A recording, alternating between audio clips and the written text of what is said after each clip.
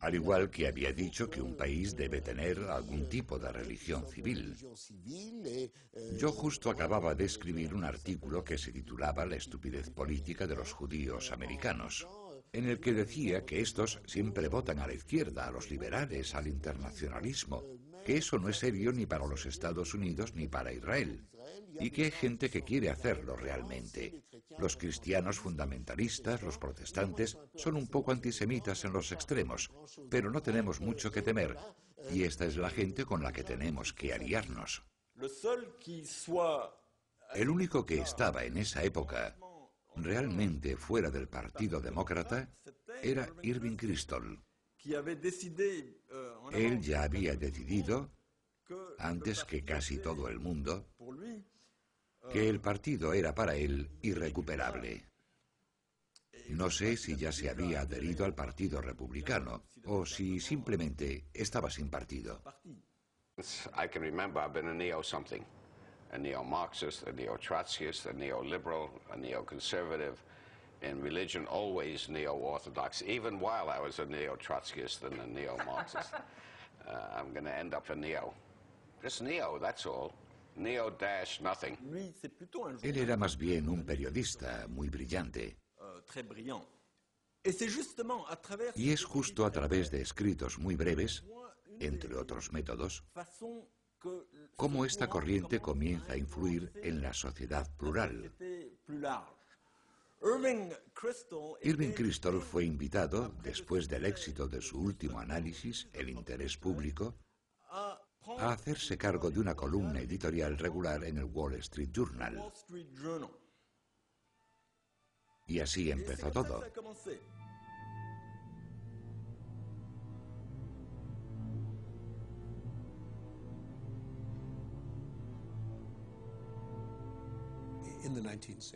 En las décadas de los 60, 70 y 80, la obsesión era naturalmente la Guerra Fría, la Unión Soviética, la amenaza que el poder militar soviético representaba para Europa y también para los Estados Unidos.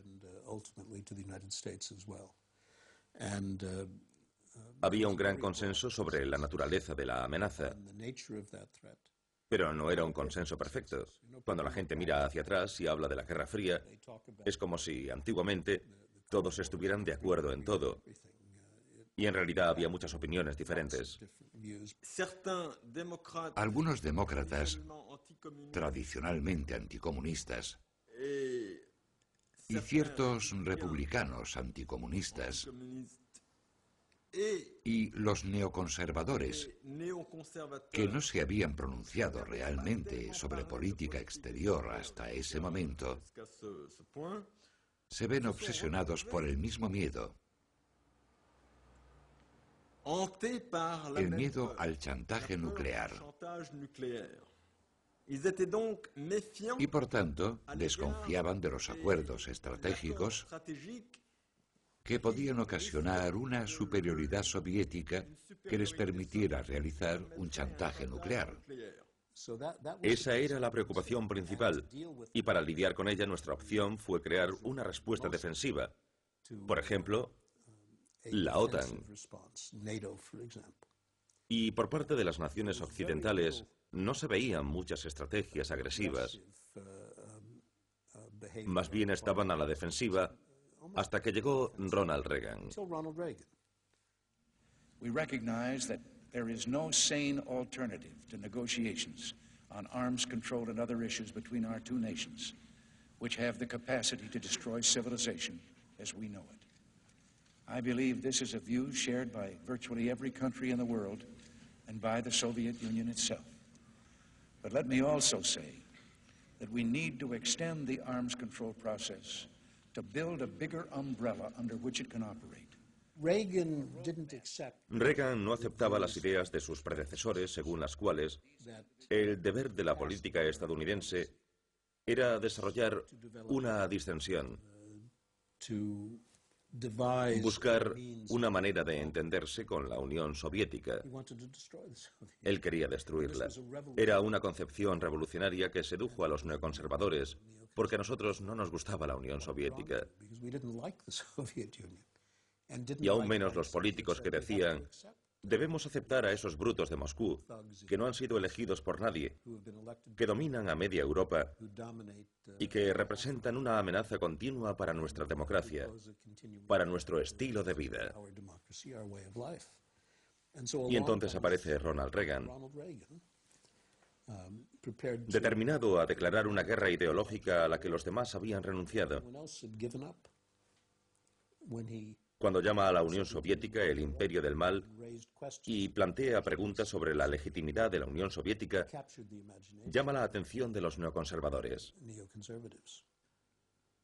La llegada de Ronald Reagan al poder en 1980 representa una especie de apogeo de la influencia de los neoconservadores.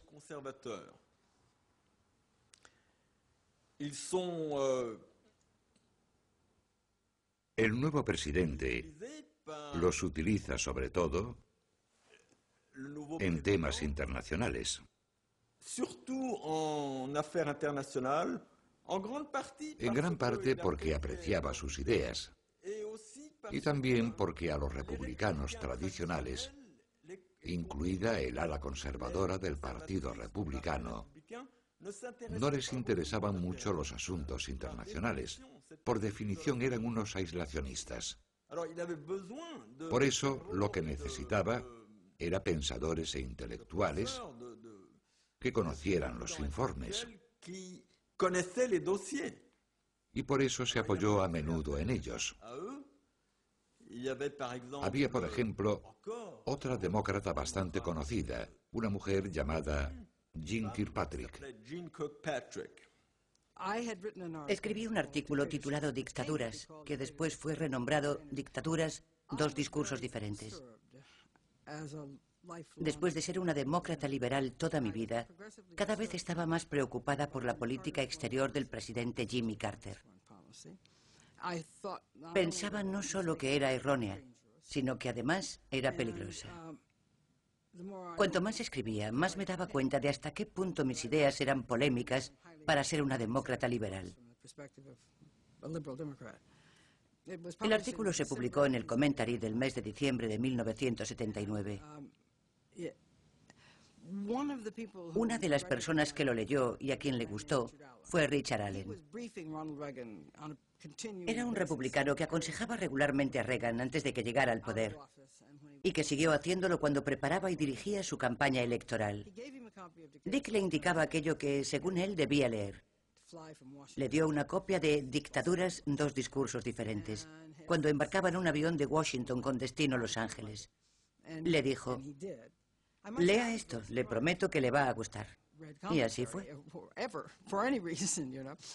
Me sorprendió saber que Ronald Reagan leía el Commentary, y me sorprendió aún más que leyera este artículo, que no es lectura ligera. Y no solamente lo leyó, sino que también le gustó.